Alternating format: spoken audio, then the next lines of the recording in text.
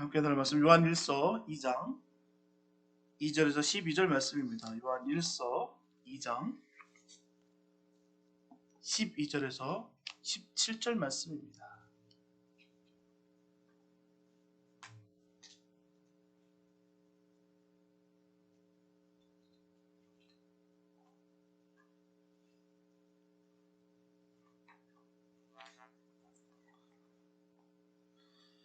요한 2장 12절에서 17절 말씀입니다. 주님의 귀한 말씀 봉독해 올립니다.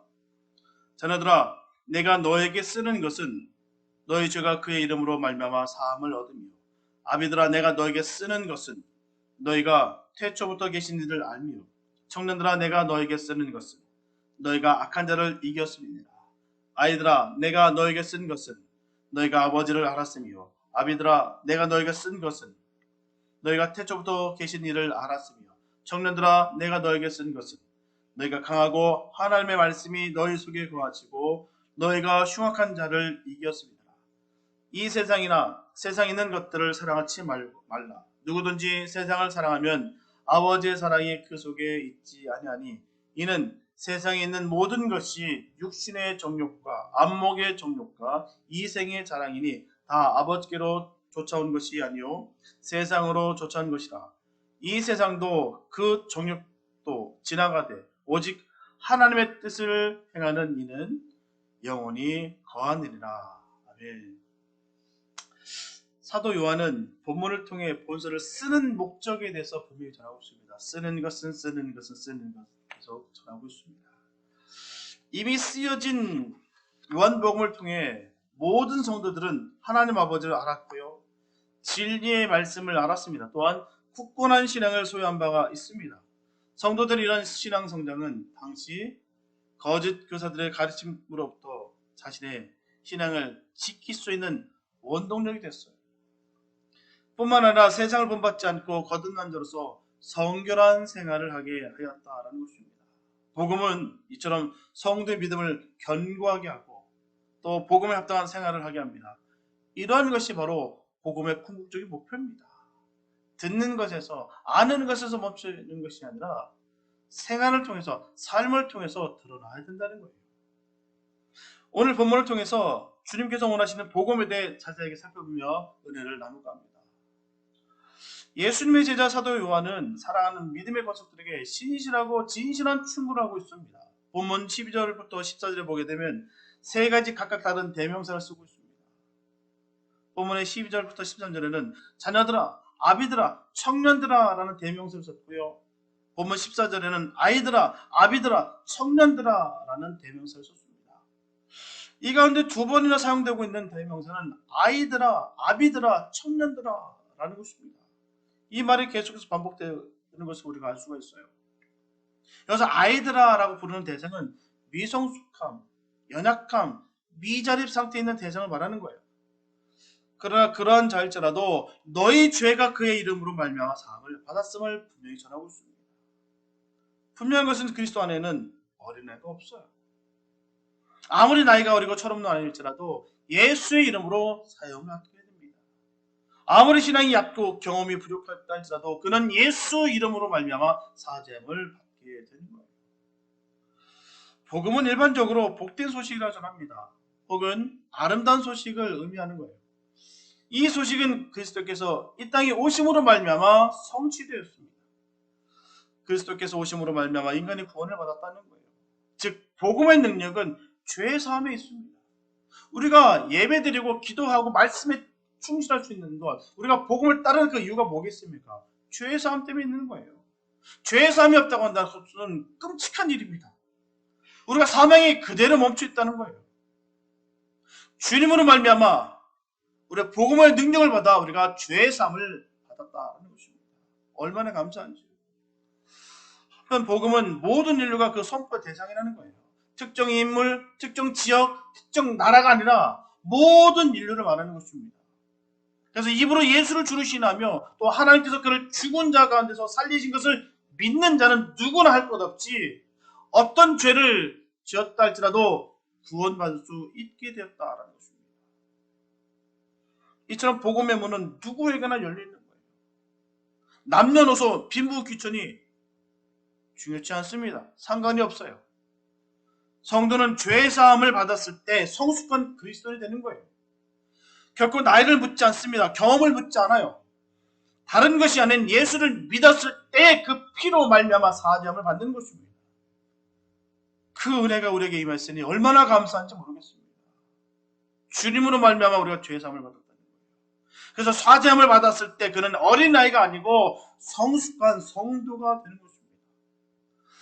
요한 사도가 말로는 아이들아 자녀들아 라는 대명사를 썼으나 실은 너희들은 예수 그리스도로 말미암아 사죄함을 받은 어른들이요 성인들이라 하는 것을 각성시키는 말입니다. 둘째로 아비드라라고 하는 말은 말 그대로 어른, 성숙한 사람, 책임을 질 수 있는 사람, 지도자를 두고 하는 말이에요. 아비드라 내가 너에게 쓰는 것은 너희가 태초부터 계신 이를 알았음이라고 전하고 있습니다. 그래서 태초부터 계신이란 누구를 말씀하는 걸까요? 성부, 성자, 성령, 바로 삼위일체 되신 하나님을 말씀하는 것입니다. 이처럼 성부, 성자, 성령, 바로 삼위일체 하나님을 알았다라는 말은 영생을 소유했다는 말이에요. 요한복음 17장 3절에 보게 되면 영생은 곧 유일하신 참 하나님과 그의 보내신 자 예수 그리스도를 아는 것이라. 요한일서 5장 12절에 보면 아들이 있는 자에게는 생명이 있고 하나님의 아들이 없는 자에게는 생명이 없느니라. 모든 기준은 바로 주님이십니다. 주님이 있으면 생명이고 주님이 없으면 생명이 없는 거예요. 어떤 분들은 그렇게 얘기해요. 저기는 생명이 없어. 저 사람은 다 죽었어. 모르겠습니다. 어떤 기준에 그런지 모르겠어요. 예수가 있는 곳은 산 곳입니다. 주님을 모시고 있는 분이, 모시고 있는 사람이 생명을 갖고 있는 사람들이 예수를 부인하고 예수를 거부하고 예수 외에 구원이 있다라고 믿는 사람들이 죽은 것입니다. 그런 기준이 명확한데도 불구하고 함부로 얘기하는 사람들이 얼마나 많은지 몰라요. 죽었다 살았다 자기네들의 기준에서 자기가 마음에 들면 산 것이고 자기가 마음에 안 들면 죽었다라는 표현을 합니다. 예수를 믿는 것이에요. 예수가 있는 곳에는 생명이 있는 것입니다. 함부로 얘기하는 것이 아니에요. 이 말에 우리는 책임이 있어야 되는 것입니다. 내 안에 예수가 있어야 돼요. 그래야 정말 산 사람입니다. 생명이 있는 것이죠. 다시 말씀드리면 태초부터 계신 바로 성부, 성자, 성령, 바로 삼위일체 하나님을 믿고 하는 자는 이미 영생을 얻은 자란 말이에요. 저들은 영생을 받은 줄 믿습니다. 주님을 우리의 구주로 모시고 나의 전부가 되신 그 주님을 인정하기 때문에 우리는 영생을 얻은 자라는 거예요. 늘 당당하고 담대시기 바랍니다. 수많은 미혹의 영들로 인하여 우리가 혼돈할 이유가 전혀 없어요. 우리는 그 성자, 성부, 성자, 성령 하나님, 바로 삼위일체 하나님을 내가 진정으로 믿습니다라고 믿는 믿음 가운데 우리는 영생을 얻은 자라는 것이죠. 아닌 것처럼, 없는 것처럼 혼돈 속에서 올가매고 그렇게 쇠뇌하고 그렇게 심령을 어둡게 만드는 어둠의 영들이 얼마나 많은지 몰라요. 해방되시기 바랍니다. 예수로 말미암아 해방되시기 바랍니다. 예수가 전부예요. 그래서 영생 얻은 아비들 너에게 충고한다라는 말입니다. 본문 12절 후반부에 보게 되면 너희 죄가 그의 이름으로 말미암아 사함을 얻었으며, 사도 요한은 이 구절을 통해서 본 서신을 쓰는 이유를 분명히 전하고 있는 것입니다. 너희 죄가 그의 이름으로 말미암아 사함을 다 얻었다. 예수로 말미암아 구원을 이루어가고 있다. 영생을 받았다. 그 뜻입니다.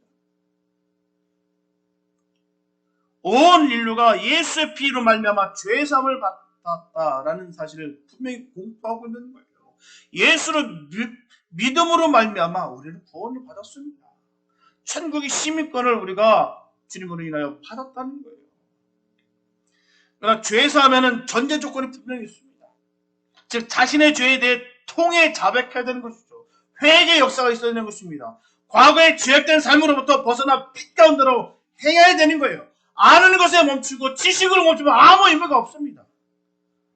다 알아요. 많은 사람들이 압니다. 예수 모르는 사람이 어디 있습니까? 성경 구절 모르는 사람 어디 있어요? 몇 구절 정도 줄줄 외우지 않는 분이 몇 명이나 계시겠습니까? 담싸지 않는 이상 거의 다 외워요. 몇 구절 정도. 그렇다고 해서 구원받는 거 아니에요. 예수를 믿음으로 말미암아 얻는 것입니다. 믿는다는 것은 주님의 말씀을 순종하는 거예요. 행하는 것입니다. 죄악된 삶이 얼마나 부끄러운 것이며 얼마나 추악한 것을 깨달아 도저히 내가 견딜 수 없어 빛 대신 주의 길을 걷겠다라고 선언하고 그 길 걷는 사람들이 바로 구원받은 죄사함을 받은 증거가 되는 것입니다. 그럴 때만 성도를 위해 화목제물이 되어 구원을 이루신 예수 그리스도의 피가 성도의 죄를 사하고 삶을 변화시키는 것입니다. 전제가 명확해야 돼요. 예수의 피를 믿는 은혜와 능력으로 변화되는 거예요.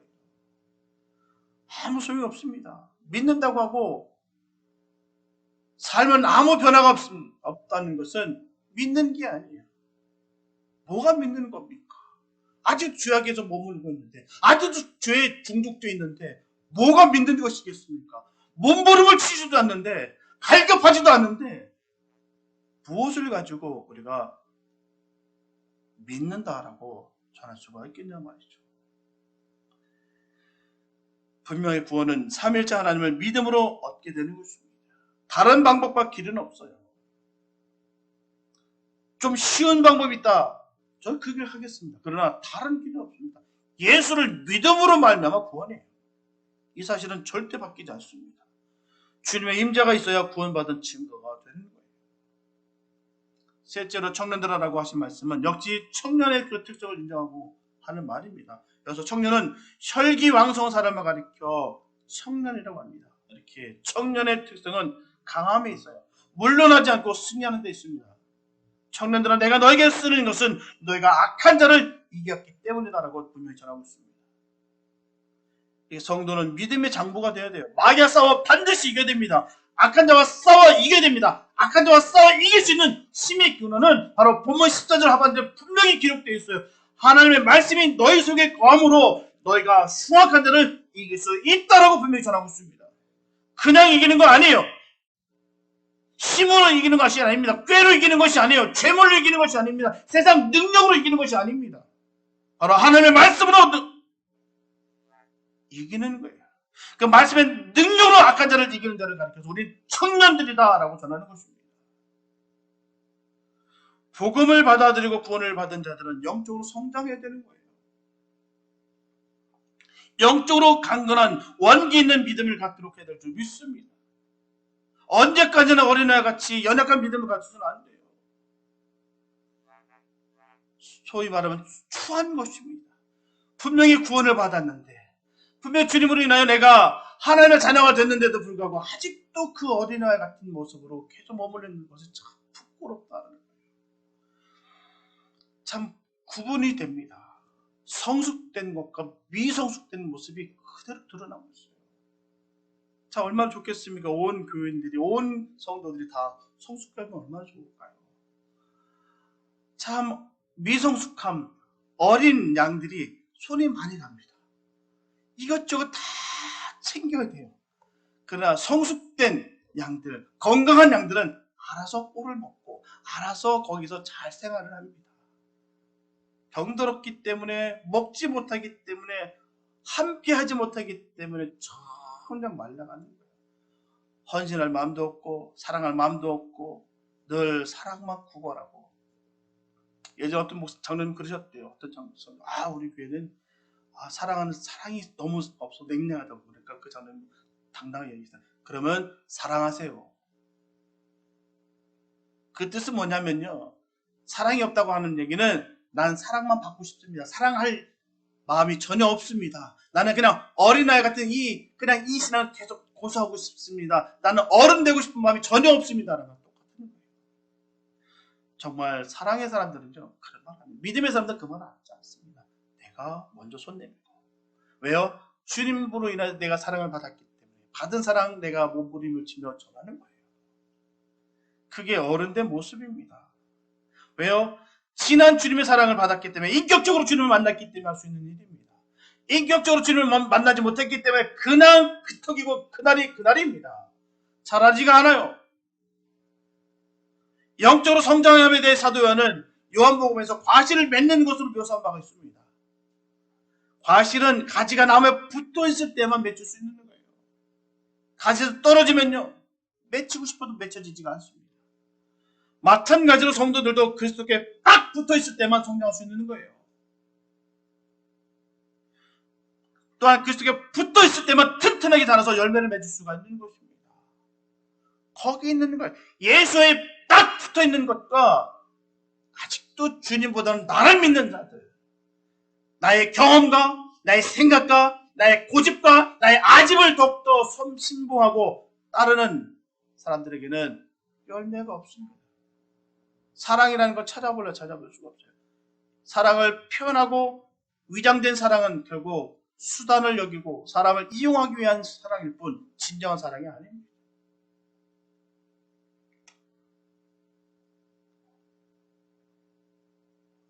예수 안에 딱 붙어 있어야 돼요. 그리스도 안에 딱 붙어 있기를 축복합니다. 그게 사는 길인 거예요. 예수에 딱 붙어 있는 사람들은요, 성장됩니다. 어른 소리 듣게 돼 있어요. 사도 바울은 그리스도 안에서 무엇이든 할 수 있다고 전했습니다. 그리스도께 붙어 있는 성도만이 그리스도에게까지 자랄 수가 있는 거예요. 뿌리가 붙어 있어야 성장되죠. 뿌리가 없는데 어찌 성장됩니까? 본문 14절 후반부에 보면 하나님의 말씀이 너희 속에 거하시고라고 말씀하고 있습니다. 하나님의 말씀이 너희 속에 거하시고, 하나님의 말씀 곧 복음을 의미하는 것이에요. 이 말씀은 성도들에게 기쁨을 주며 길을 안내하는 인도자의 역할을 하는 것입니다. 그러나 무엇보다도 하나님의 말씀은 성도들에게 영적으로 무장할 수 있는 무기가 되는 거예요. 예수님께서도 하나님의 말씀으로 마귀를 물리치셨습니다. 그러므로 성도는 마귀의 견관진을 파하고 모든 사악한 이론을 파하며 하나님을 대적하는 모든 세력을 이기기 위해서는 하나님의 말씀으로 무장되어야 될 줄 믿습니다. 무장하시기 바랍니다. 하나님의 말씀이 있는 성도들에게는 두려울 곳이 없어요. 말씀을 선포할 때마다 그대로 되는 역사가 이루어진다는 사실입니다. 이게 능력이에요. 사단의 세력은 여러 모양으로 성도들을 유혹합니다. 수많은 유혹 모양이에요. 내가 예측 불가한 것을 통해서 계속해서 끊임없이 유혹합니다. 참 기가 막힐 정도로 이렇게 치사할 방법으로 이렇게까지 숨통을 조여올 수 있을까? 참 수많은 방법이 그렇게 모양으로 우리를 미혹하고 유혹합니다. 믿음을 좌절케 하고 인간의 기본적인 욕구들로 유혹한다는 거예요.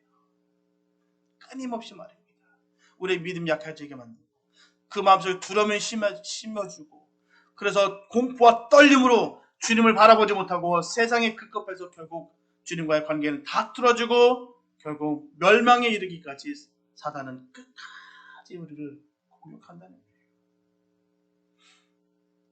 그러나 성도들은 장성한 자답게 이를 이길 수 있어야 될 줄 믿습니다. 영적 싸움에서 이기는 자만이 만국을 다스릴 수 있는 영광이 주어지는 거예요.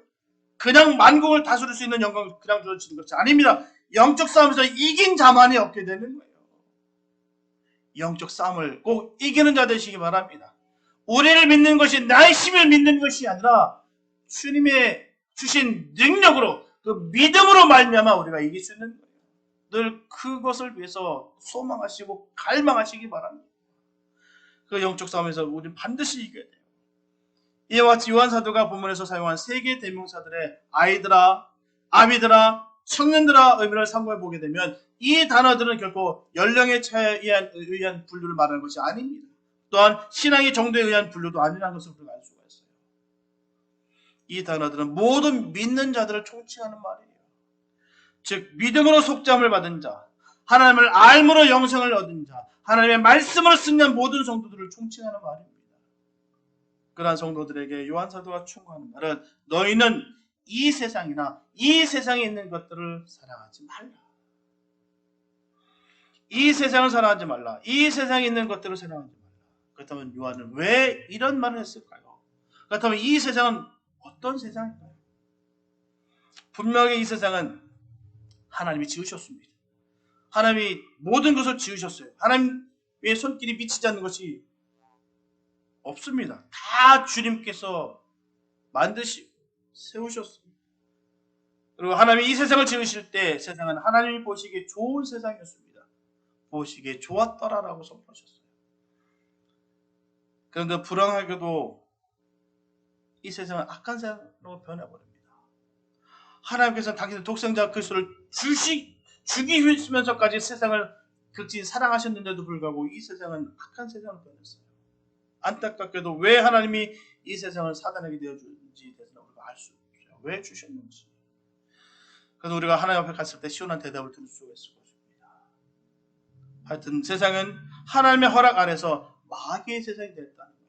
근데 우리가 오해하지 말아야 될 것이 있습니다. 하나님께서 힘이 없으셔서 사단에게 뺏긴 것이 아닙니다. 힘이 없어서 사단에게 뺏긴 거 아니에요. 어떤 이단은 그럽니다. 하나님의 땅이 있고 사단의 땅이 있다는 거예요. 절대로 하나님과 사단은 대결 구도가 아닙니다. 사단의 세력이 뭉쳐서 하나님과 대적하기 위해서 싸움을 줍니다. 아닙니다. 하나님께서는 사단과 비교가 될 수가 없어요. 하나님의 뜻이 있었기 때문에 잠시 허락했을 뿐입니다. 없어서 힘이 없어서 뺏긴 거 아니에요. 하나님께서는 그 강성한 나라일지라도 망하게도 하십니다. 또한 그 빈약하고 연약한 나라일지라도 주님께서 세우시면 그 나라가 부흥합니다. 하나님께서 뜻이 있어서 잠시 허락했을 뿐이에요. 힘이 약해서 아닙니다. 사단과 하나님은 대결 구도, 선과 악의 대결 아닙니다. 그런 관계가 아니에요. 잠시 허락했을 뿐이다라는 것이죠. 그래서 불의와 부정과 부패와 사기 음모가 날이 갈수록 창궐하게 됐다라는 거예요. 이 세상은 너무나 비관적입니다. 좋게 될 가능성이 전혀 없어요. 그 이유는 사단의 궁극적 목적은 바로 파괴와 파멸을 끌어가기 때문이에요. 그런데 이 세상 가운데 다른 나라가 있습니다. 바로 교회입니다. 분명히 교회는 하나님의 주권 안에 있어요. 그리스도의 통치 아래 있습니다. 교회는 낙관적입니다. 마침내 승리할 거예요. 그 이유는 바로 하나님은 이 세상을 쓸어버리고 천국을 건설하기 때문입니다. 그런데 문제는 이 하나님의 나라의 시민된 성도가 세상에 살 동안 세상과 하나님 나라 두 개의 영역에서 살아야 한다는 점이에요. 그래서 문제가 발생됩니다. 성도가 엿새 동안 6일 동안은 세상에 살고요. 1회 되는 날, 바로 7일째 되는 날은 교회에서 살아야 됩니다. 육신 생활의 공급은 세상에서 받고 영적 생활의 공급은 교회에서 받아야 됩니다. 만약에 아예 세상과 담을 쌓고 교회에서만 살면 문제가 생기지 않을 거예요. 그러나 그렇게 될 수가 없다는 것입니다. 성도 역시 세상에 나가 돈을 벌어야 되고요. 자녀를 키워야 되고요. 사람도 사귀어야 되고 도움을 주고 또한 도움을 받아야 됩니다. 그러다 보니 자기도 모르게 세상을 살아가게 되는 거예요. 그런데 요한 사도는 신실한 마음으로 충고하기를 이 세상을 사랑하지 말라고 전하고 있습니다. 왜냐하면 세상을 사랑하게 되면 하나님과 원수되기 때문이에요. 분명하게 사람은 두 주를 섬길 수가 없습니다. 세상은 단순한 물질 세계가 아니에요. 세상에는 주인이 있다는 것입니다. 바로 세상의 주인이 누굴까요? 사단입니다. 사람이 아무리 사단을 섬길 마음이 없이 세상에서 산다 할지라도 세상을 사랑하게 된다면 세상의 주인인 사단을 섬기게 되는 거예요. 성경에 보게 되면 예수님께서 40일을 기도하시고 시장하셨을 때 사단이 돌을 명하여 떡을 만들라고 했습니다. 그때 만일 예수님께서 돌을 명하여 떡을 만들었다고 한다면 사단의 종이 될 수 있습니다. 그리고 사단은 또 예수님을 성령 꼭대기에 세우고 뛰어내리려고 합니다. 그때 만일 예수님께서 성령 꼭대기에서 뛰어내리셨다고 한다면 사단의 노예가 됐을 거예요. 또 사단은 자기에게 절을 하라고 했습니다. 그때 만약 예수님이 사단에게 절을 했다면 사단을 섬기는 자가 되었을 것입니다. 이렇게 세상을 사랑하느냐 사랑하지 않느냐 하는 문제는 하나님을 사랑하느냐 사랑하지 않느냐 하는 문제라는 거예요. 사람에게 신을 사랑하는 사랑은 하나밖에 없어요. 그 사랑은 하나님 한 분 외에 그 무엇에도 쏟을 수가 없습니다. 오직 한 분만, 주님 한 분만 사랑하게 되는 거예요. 만약에 쏟는다면 하나님은 사랑할 수 없게 됩니다. 그래서 마치 한 여자가 한 남자만을 사랑해야 되는 것 같다는 것이죠. 반드시 성도는 하나님만 사랑해야 될 줄 믿습니다. 만약에 세상을 사랑하면 절대로 하나님 사랑할 수가 없어요. 난 다 할 수 있다? 아니요. 그건 착각입니다. 교만이에요. 자고하는 거예요. 틀림없습니다. 세상에 빠져있으면 결국 하나님 멀리 떨어져 나가게 됐다는 것입니다. 그토록 사모하고 그토록 주님을 내가 사랑하겠다고 헌신했던 그였는데도 불구하고 어느 순간 세상을 사랑하는 마음이 들어감으로 인해서 점점 하나님과의 관계가 점점 소홀해지고 예배는 점점 뜨뜻미진해지고 점점 끊어지고 기도하는 시간은 점점 줄어들고 이제는 세상 사람들과 별반 차이가 없게 되는 경우가 얼마나 많은지 몰라요. 처음부터 그렇게 될 일 없습니다. 처음부터 그렇게 변질되고 쓰러지는 경우가 없어요. 점점 세상에 물들면서 세상을 접하고 세상 것에 점점 취해가면서 하나님의 관계가 점점 소홀하게 된다는 것입니다. 나는 두 주인을 다 섬길 수 있다. 아니요. 그럴 일은 없습니다. 그렇기 때문에 성경을 전하고 있는 거예요. 두 주인을 섬길 수 없다고 전하고 있는 사실은 그 일은 불가능하다라는 뜻입니다. 할 수가 없다는 거예요. 그러면 우리는 세상을 사랑하지 말아야 됩니다. 또 한 가지 다른 이유는 이 세상과 이 세상에 있는 모든 것들은 다 지나가기 때문입니다. 영원한 것이 하나도 없어요. 청춘도 자랑도 건강도 부귀영화도 다 그냥 지나갑니다. 바람과 같이 지나가요. 안개와 같이 지나갑니다. 자취도 없이 사라집니다. 저 사람들이 생명을 걸고 붙잡고 있는 것들이 썩은 나무에 같은 것처럼 다 없어질 것이다. 저 사람들이 철석같이 믿고 있었던 것들이 집안에 내려앉는 것 같이 다 깨질 때가 있다는 거예요. 저 사람들이 평생 두고 쌓아 올린 것들이 산산조각이 날 때가 있습니다. 문제는 그것은 생각보다 빨리 닥쳐올 것이다라는 거예요. 분명히 이 세상과 이 세상에 있는 것들은 바람과 같이 지나갑니다. 이 세상과 이 세상에 있는 것들을 사랑하면 반드시 후회할 날이 있다는 거예요. 너무 빨리 지나갑니다. 우리가 생각한 것보다 얼마나 빨리 가는지. 어른들은 압니다. 그 세상이 얼마나 빨리 지나는지. 우리 교회 가장 어르신 우리 이석자 권사님 90여 년 생활 거의 1세기 살아가고 계신데 그 과거의 일을 40년 50년 얘기를 어저께처럼 얘기하십니다. 그게 금방 지나갔다. 늘 증언을 듣습니다.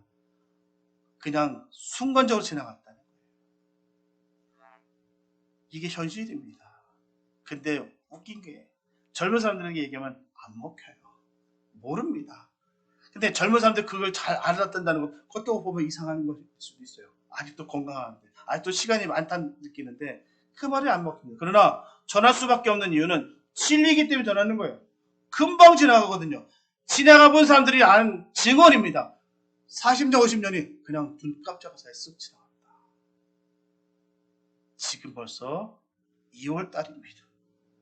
2023년 2월 달에 조만간 보십시오. 벌써 크리스마스가 갈 때가 고도입니다. 그거는 어찌할 수가 없어요. 금방 지나갑니다.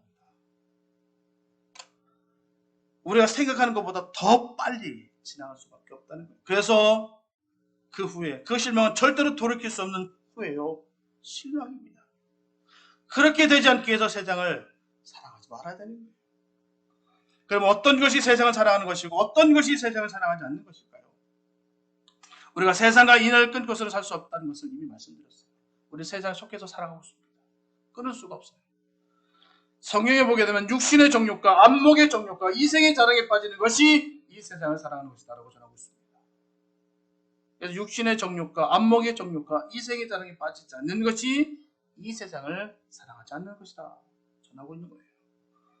여기서 육신의 정욕과 안목의 정욕은 다 같은 정욕으로 동기가 다른 것을 말합니다. 그래서 육신의 정욕은 사람이 세상에 태어날 때부터 가지는 자연적인 욕구와 내적인 본능을 말하는 것입니다. 그리고 안목의 정욕은 무엇을 봄으로 느끼는 요구, 손에 넣음으로 일어나는 욕망, 즉 외적인 자극이나 영향에 의해서 일어나는 욕망을 가리켜서 우리는 안목의 정욕이라 전합니다.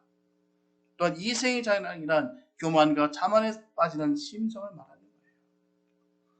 그래서 육신의 정욕과 안목의 정욕은 인간적인, 육체적인, 물질적인, 자기 중심적인 것을 말하고 이생의 자랑은 아나무인격인 것, 무신론적인 것을 말하는 것입니다. 만약에 이 세 가지를 제어하지 못하면 반드시 죄를 짓게 되십니다. 이 세 가지 욕구대로 살면 세상을 사랑하게 된다는 것이죠. 분명한 것은 식욕, 성욕, 탐욕, 명예욕, 성취욕의 고삐를 풀어놓으면 마음대로 세상을 사랑하게 되는 거예요. 그래서 하나님 말씀 두기가 그렇게 싫은 이유가 거기 있는 것입니다. 하나님을 마음에 둠으로 인해서 이 모든 것들을 다 놔버려야 되기 때문에 그래서 하나님 마음에 두기 싫어하는 거예요.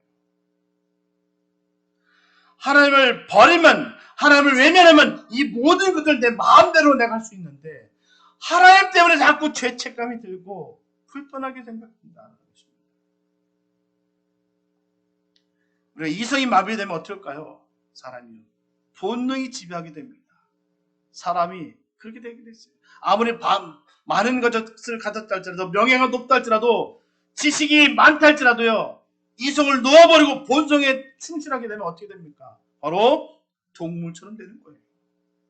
본능에 충실합니다. 쾌락, 즐거움, 그 느낌, 거기에 집중한다는 것입니다. 인간과 동물의 차이가 뭐예요? 바로 이성의 차이입니다. 에서는 팥죽한 그릇에 식욕을 참지 못하다가 하나님을 버렸습니다. 아가는 금덩어리 하나와 시나산 외투 한 벌에 눈이 어서 저주를 받았어요. 게하시는 은 한 달란트와 옷 두 벌의 탑에 빠져서 문둥이가 됐습니다. 다윗은 우리아 아내에 대한 음욕을 참지 못하여 무서운 죄를 지었어요. 고라는 모세의 명예를 탐하다가 하나님의 심판을 받았습니다. 이 사람들은 다 육신의 정욕과 안목의 정욕과 이생의 자랑에 빠져서 세상을 사랑하다가 죄를 짓고 결국 하나님과 원수가 되고 심판을 받고 저주를 받았습니다. 그래서 세상에 살면서 세상을 사랑하지 말아야 되는 거예요. 비록 세상에 있는 것을 구하되 세상을 사랑하지 말아야 되는 것입니다. 그리고 세상의 것을 즐기되 세상을 사랑하지 말아야 되는 것입니다. 다시 말씀드리면 세상에 있는 것을 최대의 것으로 생각하지 말라는 거예요. 생명을 바쳐가며 세상을 사랑하지 말아야 됩니다. 하나님의 말씀을 어겨가며 세상을 사랑하지 말아야 되는 것입니다. 하나님의 교회에 손해를 끼쳐가면서 세상을 사랑하지 말아야 되는 것입니다. 사람을 업신여기고 사람의 격을 짓밟아가면서 내 욕구, 내 욕망을 채우려 하지 말아야 되는 것입니다. 세상과 세상에 있는 것들을 잠시 빌렸다가 돌려주고 간다고 생각하시기 바랍니다. 내 것이 아니라 잠시 빌렸었다.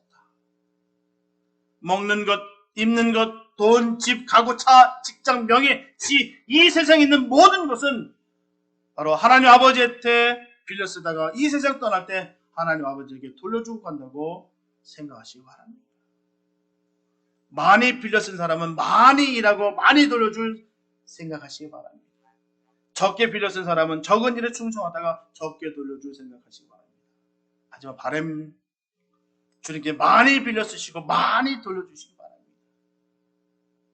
저와 여러분들은 절대로 이 세상과 이 세상에 있는 것들을 사랑하지 마시기 바랍니다. 분명하게 이 세상과 이 세상에 있는 것들을 사랑하지 않는 사람은 하나님의 뜻을 행하는 사람들이에요. 내가 원하고 내 뜻대로 살아가는 것이 아니라 하나님 뜻을 따라 쫓아 행하는 사람들이라는 거예요. 예수님은 요한복음 6장 38절에서 40절에서 그 하나님의 뜻을 분명히 전했습니다.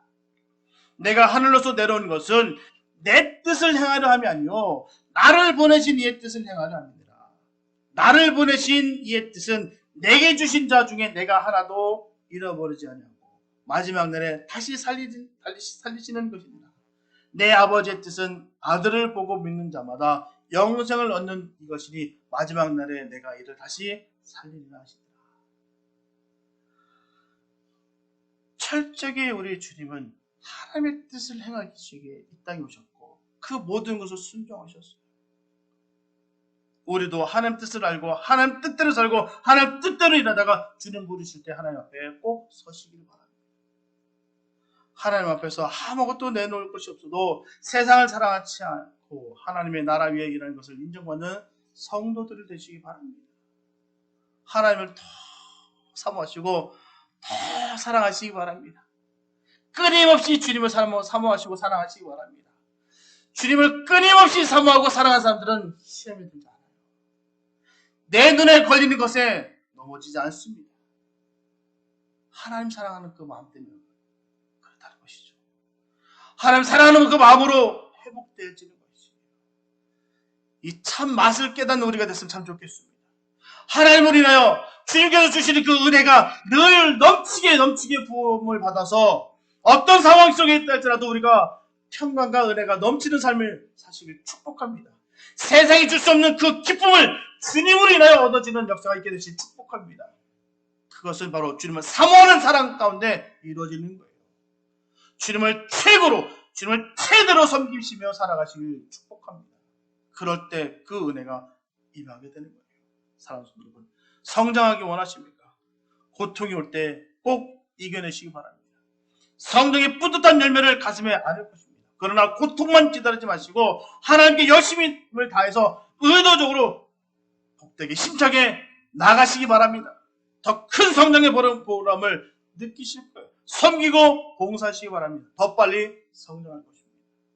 성도로서 마땅히 사랑할 것이 무엇인지, 또한 사랑하지 말아야 할 것이 무엇인지를 잘 분별해서 사랑함으로써 하나님의 사랑을 한 몸에 받는 성도들, 행복한 성도들 다 되시길 바랍니다. 잘하고 자라 그리스도의 장성분량에 꼭 이르시길 바랍니다. 이제 우리가 하나님의 기뻐하시는 믿음 생활을 하기 위해서 하나님의 놀라신 그 뜻을 잘 분별하고 이해하여서 하나님의 뜻을 행하는 성도들이 되어서 잘하였도다 충성된 종아라는 주님으로 인하여 칭찬을 받는 다 성도들이 되시기를 예수님 이름으로 축원합니다. 기도합니다. 사랑해 주님 감사합니다. 아버지, 하나님을 사랑합니다. 주님, 나를 구원해 주신 그 은혜를 우리는 잊지 못합니다. 하나님, 이 감격과 감동으로 말미암아 우리가 일평생 살아가면서 부족함 없으며 범사에 감사할 수 있는 그런 복된 것을 얻었습니다. 하나님, 우리가 끝까지 그 믿음 지킬 수 있는 우리가 되게 도와주시고 아버지 주님을 더욱 사랑할 수 있는 뜨거운 마음을 부어주시옵소서. 하나님께서 찢어주시고 더욱더 뜨거운 열정을 우리에게 부어주셔서 하나님의 나라를 위해서 더 애쓰고 싶으며 또한 이 모든 것을 다 빌려 쓰고 다 주님께 내어놓을 수 있는 믿음의 결단이 있는 우리가 되게 도와주시옵소서. 반드시 주님 상급이 있다였습니다. 하나님, 우리가 열심을 품었는데 감사함으로 말미암아 주의 뜻을 이뤘는데 상급까지 주시니 얼마나 감사하지요. 하나님, 주의 나를 바라보며 심차게 달려가는 주의 종들에게 복의 복을 더하여 주시고 영력의 영력을 더하여 주셔서 주의 뜻을 이룰 수 있도록 은혜 베풀어 주시옵소서. 늘 풍성한 은혜가 넘치게 하여 주실 줄 간절히 믿사옵고 우리를 구원하신 예수님의 이름으로 믿습니다.